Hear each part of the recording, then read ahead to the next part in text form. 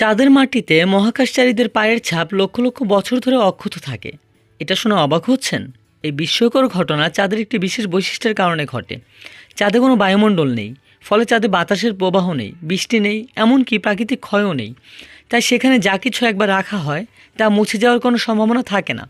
1969 সালে অ্যাপোলো 11 মিশনে মহাকাশচারী Neil Armstrong এবং বাজ অলড্রিন চাঁদের পৃষ্ঠে প্রথমবার পা রাখেন। সেই সময় তারা যে ছাপ রেখে গেছেন, বিজ্ঞানীরা মনে করেন সেগুলো লক্ষ লক্ষ বছর ধরে অক্ষত থাকবে। এখন প্রশ্ন হলো, কিভাবে মাটির এই ছাপ এত স্থায়ী হয়? এর কারণ চাঁদের মাটি বা রেগুলিতে এত সূক্ষ্ম ধূলিকণায় ভরা এবং ধারালো, যখন কেউ এর ওপর হাঁটে তখন এই মাটি চেপে যায় এবং গভীর ছাপ তৈরি হয়। যেহেতু চাঁদে বাতাস নেই, সেই ছাপগুলো মুছে যাওয়ার কোনো সম্ভাবনাই থাকে না। তবে একটা জিনিস মনে রাখতে হবে, চাঁদে ক্ষুদ্র গ্রহাণুর আঘাত বা সূর্যের রশ্মি ধীরে ধীরে এর পৃষ্ঠে পরিবর্তন আনতে পারে, যদিও এটি ঘটতে লক্ষ লক্ষ বছর সময় লাগবে।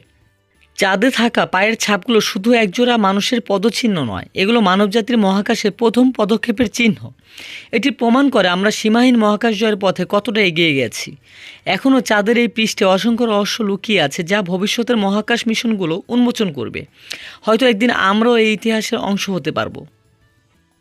এই ধরনের আরও আকর্ষণীয় এবং বিস্ময়কর তথ্য পেতে আমাদের সঙ্গেই থাকুন। ধন্যবাদ।